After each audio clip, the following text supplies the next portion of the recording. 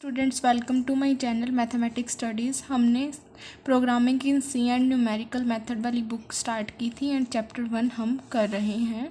And last lecture तक मैंने आपको सब बता दिया था फ़्लो चार्ट्स के बारे में। एंड आज हम क्या डिस्कस करेंगे कि फ़्लो चार्ट्स को हम ड्रॉ कैसे करते हैं, कि कैसे बनाया जाता है। तो उससे पहले मैं आपको एक बार और इसके रूल्स बता देती हूँ कि वो कैसे कैसे होते हैं। तो देखो क्या थे कि जो ये हमारा पर्टिकुलर ओवल वाला सिंबल था उसके हम अंदर क्या लिखेंगे, या तो हम स्टार्टिंग करेंगे स्टार्ट लिखेंगे, या फिर जब हम एंडिंग करेंगे एंड करेंगे उसका, तब हम इस वाले का यूज़ करेंगे ओवल शेप्ड का।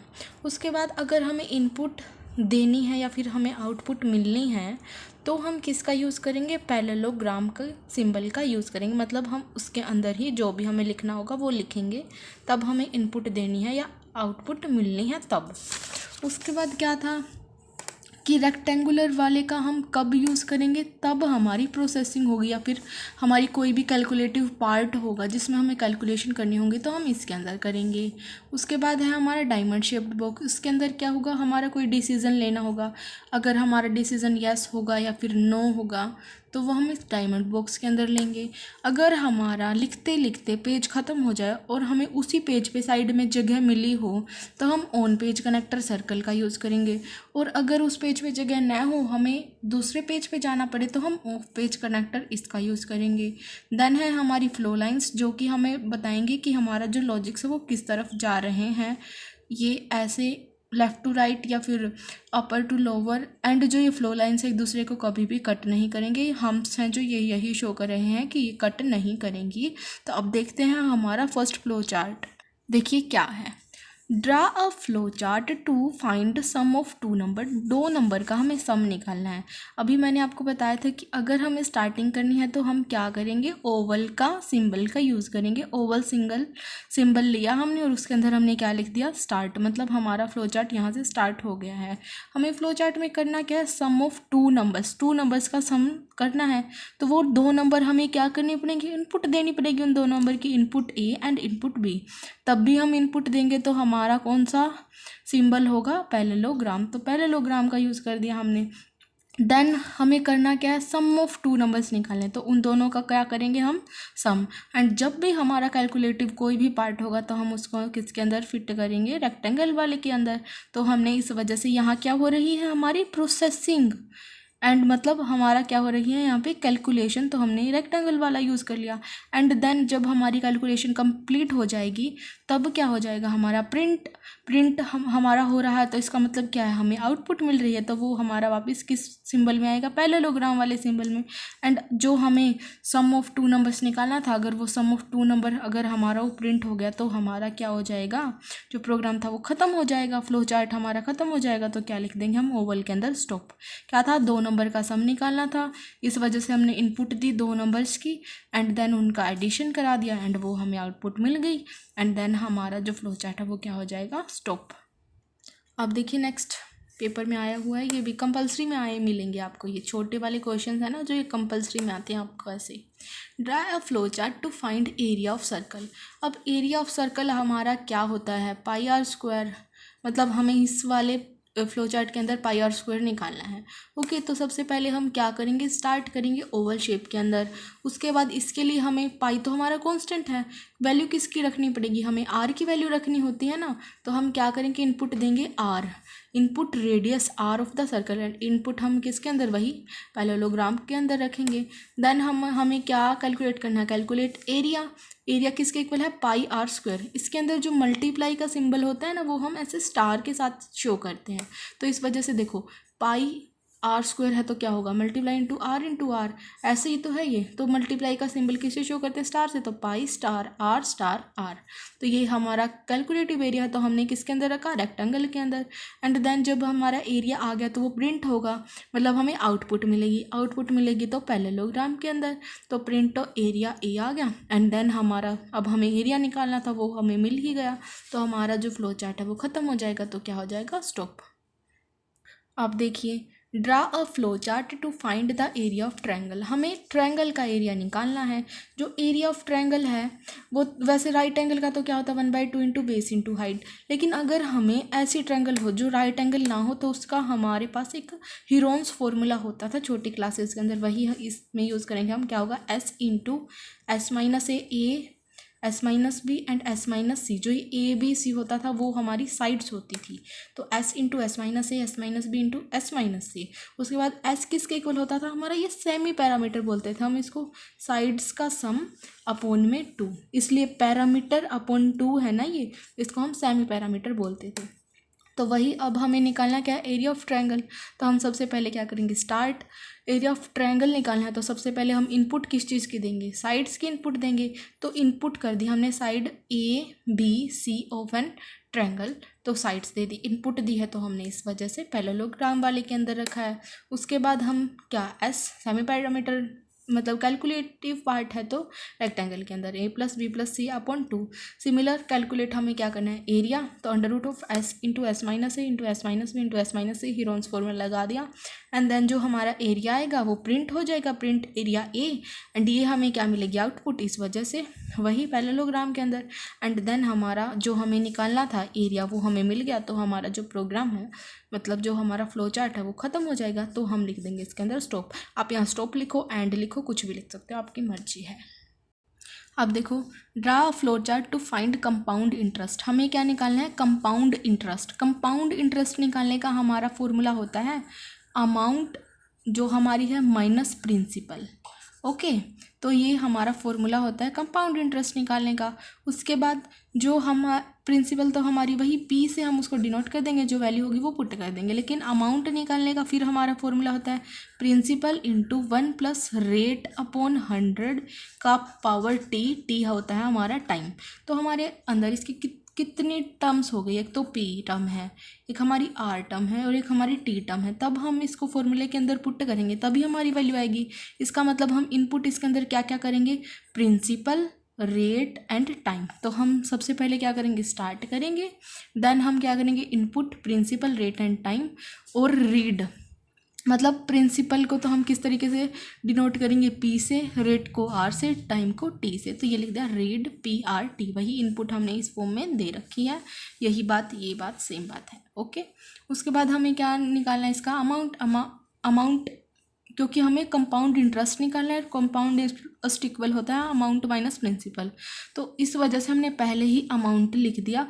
उसका फॉर्मूला क्या होता है, principal into 1 plus rate upon 100 की पावर टाइम। ओके, उसके बाद जब हम ये वैल्यू इसके अंदर पुट करेंगे एंड प्रिंसिपल की वैल्यू इसके अंदर पुट करेंगे तो हमारा क्या आ जाएगा, कंपाउंड इंटरेस्ट। एंड फिर वो वैल्यू हमारी प्रिंट हो जाएगी, प्रिंट कंपाउंड इंटरेस्ट। एंड हमें वही निकालना है, कंपाउंड इंटरेस्ट ही तो निकालना है। अगर वो हमारा आ गया और प्रिंट हो गया तो हमारा जो फ्लो चार्ट है वो ख़त्म हो जाएगा एंड हमारा क्या हो जाएगा, स्टॉप। देन हम लगा देंगे स्टॉप, तो हमारा हो जाएगा कंप्लीट। स्टार्ट किया, इनपुट दी, प्रिंसिपल, रेट, टाइम, उसको रीड करवाया, मतलब पी को प्रिंसिपल डिनोट करेगा, आर को रेट एंड टी को टाइम। देन हमें निकालना है कंपाउंड इंटरेस्ट। कंपाउंड इंटरेस्ट का फॉर्मूला है अमाउंट माइनस प्रिंसिपल। प्रिंसिपल तो हमारा नॉर्मल पी की वैल्यू होगी, अमाउंट होगा हमारा P into 1 plus R by 100 की पावर टी। इसके अंदर ये पुट करेंगे तो हमारा आ जाएगा कंपाउंड इंटरेस्ट।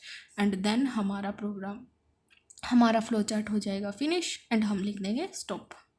अब देखो ये इंपॉर्टेंट है हमारा, draw flow chart to find the greatest among 3 number. हमारे पास है ना 3 नंबर्स हैं, हमें उस इनमें से ये बताना है कि सबसे बड़ा नंबर कौन सा होगा। ओके, तो draw a flow chart to find the greatest, इन तीनों में से ग्रेटेस्ट कौन सा होगा हमें वो निकालना है। वही स्टार्ट तो हम वही करेंगे कि हमने फ्लो चार्ट को हमारे को स्टार्ट किया, 3 नंबर बोले हैं इन्होंने, तो हम इनपुट करेंगे numeric values of A B and C. मतलब हमने 3 न्यूमेरिक वैल्यू को इनपुट किया है इसके अंदर, ए को, बी को एंड सी को। अब हम तीनों में से ये डिटरमाइन करेंगे कि कौन सी टर्म सबसे बड़ी है। ओके, अब देखो पहले हमने 2 नंबर उठाए A and B and then फिर हम उसका सी के साथ कंपैरिजन करेंगे। तो देखिए क्या होगा, ए एंड बी उठाया, अगर हमारा देखो हमने बोला था ना कि जब हमारा डायमंड शेप हम वहाँ यूज़ करेंगे जहाँ हमें डिसीज़न लेना होगा। अब इन तीनों में से हमें ये डिसाइड करना है कि कौन सा बड़ा है, तो इसलिए हमने डायमंड शेप्ड इसका यूज़ किया है। सिंबल का। तो अगर हमारा ए है वो बी से बड़ा है, अगर ऐसा है, हाँ अगर ऐसा है तो क्या होगा, और अगर ऐसा नहीं है तो क्या होगा। मान लीजिए हमारा जो ए है ना वो बड़ा है बी से, यस, तो हमारा ए बड़ा हो गया इधर बी से। फिर उसके बाद कंडीशन आई, क्या ए हमारा सी से भी बड़ा है। Okay, if A greater than C, हाँ अगर ऐसा भी है, ए बी से भी बड़ा है, एंड देन हमने इसके ऊपर कंडीशन लगाई ए सी से भी बड़ा, अगर हाँ ऐसा है तो हमारा प्रिंट हो जाएगा ए इज़ ग्रेटेस्ट। अगर वो बी से बड़ा है, देन हमने इसके ऊपर कंडीशन लगाई वो सी से बड़ा है, तो ए ही सबसे बड़ा हो गया।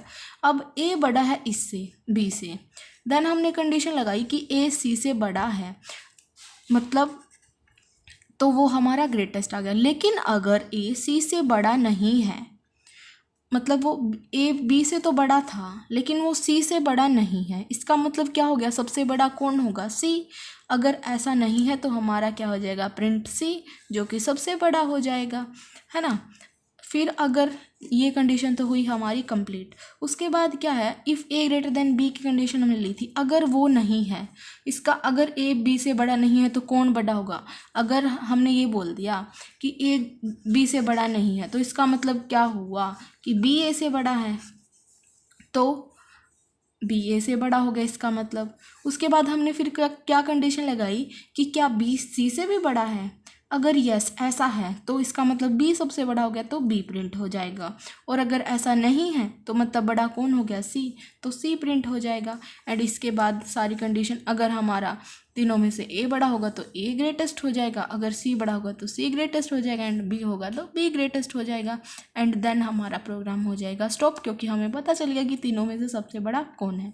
सबसे पहले हम स्टार्ट करेंगे, फिर 3 नंबर इनपुट करेंगे, फिर हम क्या करेंगे कि ए 2 नंबर्स को लेके चलेंगे, ये बोलेंगे कि ए बड़ा है बी से, अगर ऐसा है तो हम फिर सी के साथ उसका कंपैरिजन करेंगे, और अगर ए फिर सी से भी बड़ा है तो ए प्रिंट हो जाएगा। और अगर सी ए जो ए है वो सी से बड़ा नहीं है, मतलब सी बड़ा होगा, तो सी प्रिंट हो जाएगा। अगर स्टार्टिंग में ही कंडीशन सही नहीं बैठी, जो बी है वो ही हमारा ग्रेटर देन हो गया, तो फिर हम चेक करेंगे क्या बी सी से भी बड़ा है, अगर ऐसा है तो बी प्रिंट हो जाएगा, एंड अगर ऐसा नहीं है तो मतलब बड़ा कौन होगा, सी, तो सी प्रिंट हो जाएगा। एंड देन हमारा जो फ्लो चार्ट है वो क्या हो जाएगा, स्टॉप। अब है next, draw a flow chart to convert temperature from Fahrenheit to degree Celsius using the formula this. मतलब हमें कन्वर्ट करना है temperature from Fahrenheit to degree Celsius, और फॉर्मूला भी इन्होंने खुद ही दे दिया।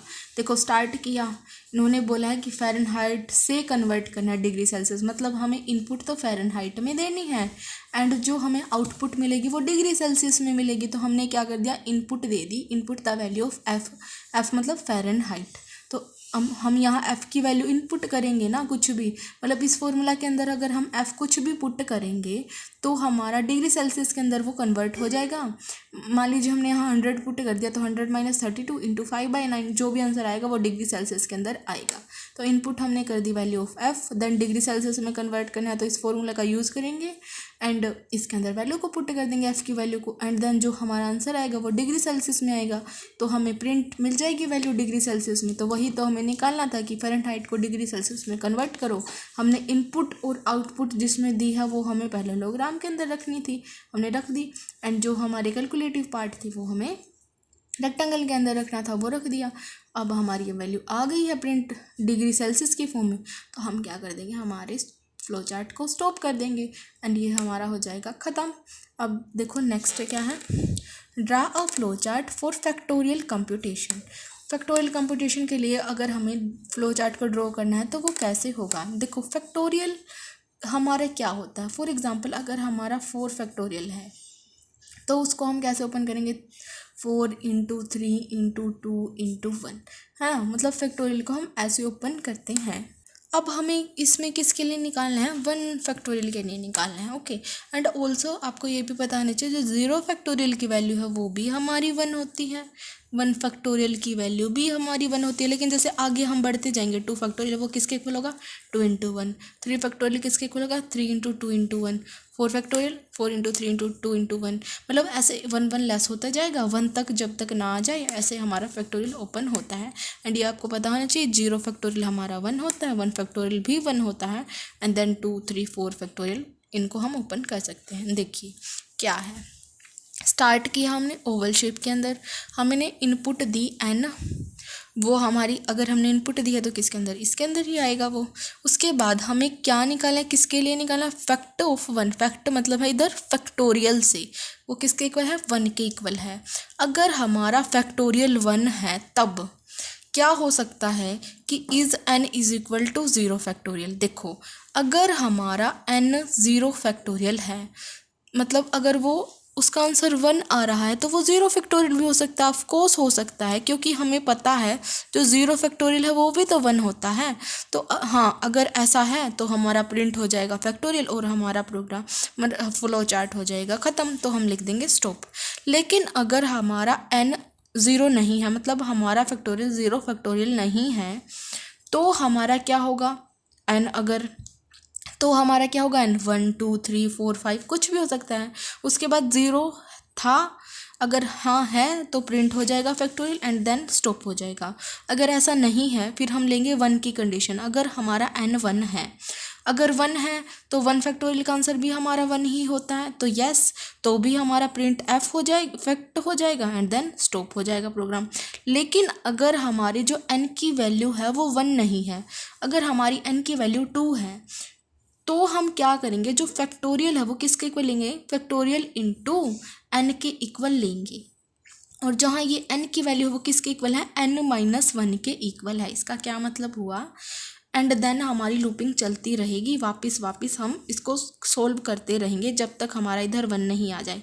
मतलब अगर मेरा यहाँ क्या हुआ, 2 हुआ, तो देखो, तो मैं इसको ऐसे सोल्व करूँगा ना, 2 × 1 मतलब एक कम, मतलब जो ये मेरी n की वैल्यू होगी वो इससे एक कम होगी, मतलब n किस क्या इक्वल होगा मेरा, n-1। अगर मेरा यहाँ 3 आ गया बाई चांस तो क्या होगा, 3 × 2 है ना, तो 3 × 2, फिर वही नेक्स्ट स्टेप में, मतलब वो तब तक होता रहेगा हमारा वापस जब तक मेरा यहाँ 1 ना बन जाए। एंड तब हम जैसे अगर यहाँ वैल्यू 2 होगी तो 2 × 1, देन हमारा वापस आएगा यहाँ पे। अगर मेरी वैल्यू बाई चांस 3 होगी फिर वापस जाएगा, फिर वो वैल्यू एक कम हो जाएगी, 2 हो जाएगी, फिर वो वापस जाएगा, फिर तो वो 1 हो ही जाएगी, यस हो जाएगी कंडीशन। अगर मेरा मान लो मैंने 4 ले लिया तो क्या होगा, वो फिर 4 लेने के बाद ये 3 से स्टार्ट हो जाएगा, फिर बाद में 3 के बाद 2 से स्टार्ट हो जाएगा, देन फिर वो 1 से स्टार्ट होगा, तो फिर मेरी 1 वाली कंडीशन बन जाएगी, यस हो जाएगा और प्रिंट फैक्टोरियल हो जाएगा। मतलब अगर वो अलग अलग वैल्यू होगी तो नो की कंडीशन आएगी, नो की कंडीशन पे हम लगाएंगे factorial is equal two factorial into n, and n मेरा किसके इक्वल है, n-1 के। तो ये था हमारा flow chart of factorial computation. देखिए एक और कर लेते हैं हम, draw a flow chart to find the quadratic equation. अब अगर हमें क्वाड्रेटिक इक्वेशन निकालनी है तो इसका फ्लो चार्ट हम कैसे करेंगे।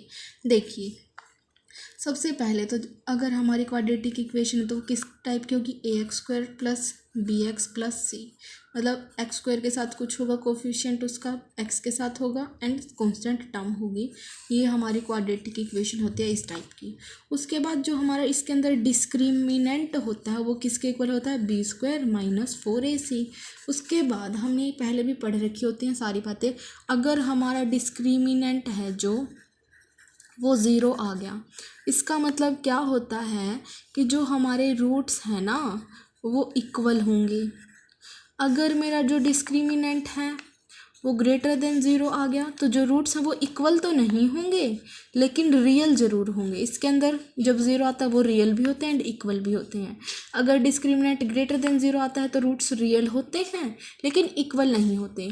लेकिन अगर डिस्क्रिमिनेंट लेस देन 0 आ जाए, मतलब नेगेटिव आ जाए, तो हमारा वो कैसा बन जाता है, रूट रियल नहीं होंगे बल्कि वो कॉम्प्लेक्स हो जाता है, मतलब वो अलग अलग भी होते हैं एंड कॉम्प्लेक्स होते हैं।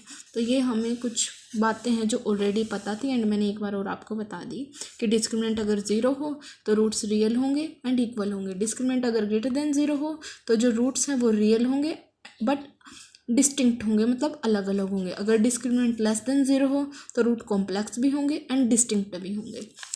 तो देखिए हमें क्या निकालना है, to find draw a flow chart to find roots of quadratic equation. तो वही हमने स्टार्ट किया। क्वाड्रेटिक इक्वेशन के कुछ कोफिशिएंट्स होंगे वो हम इनपुट कर देंगे, input coefficients of quadratic equation. अब जो वो कोफिशिएंट्स हैं उनको हम कर देंगे read A, B and C।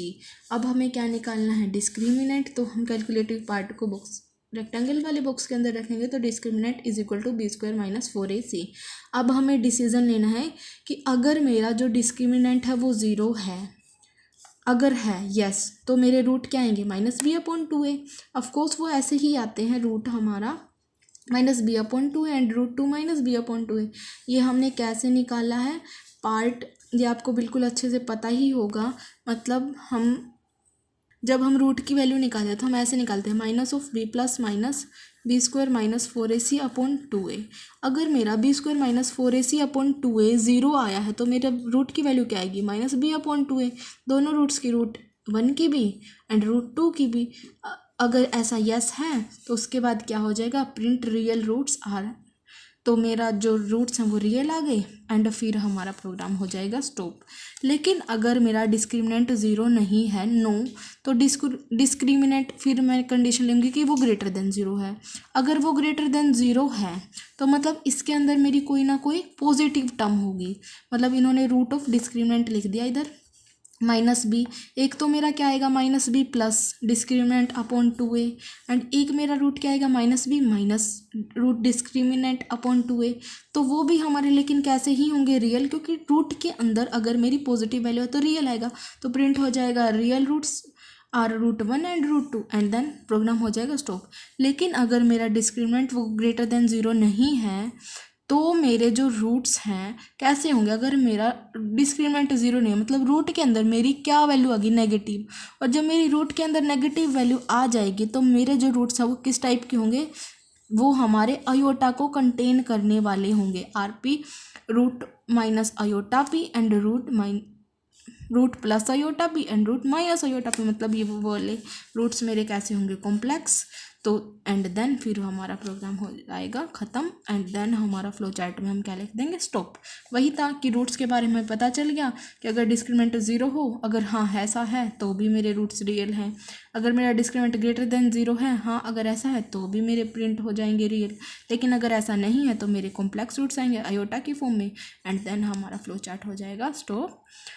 Thank you guys for watching my video. Please do like share and subscribe to my channel. I hope आपको समझ में आ गया होगा कि फ्लो चार्ट्स को हम ड्रॉ कैसे करते हैं। फिर भी अगर कुछ दिक्कत आए, आपको ये समझना है कि सिंबल कैसे यूज़ करने हैं या फिर कुछ भी और फ्लो लाइन्स वगैरह, तो आप मुझे कमेंट सेक्शन में बता दीजिएगा, मैं आपके डाउट्स को क्लियर कर दूँगी। Thank you so much.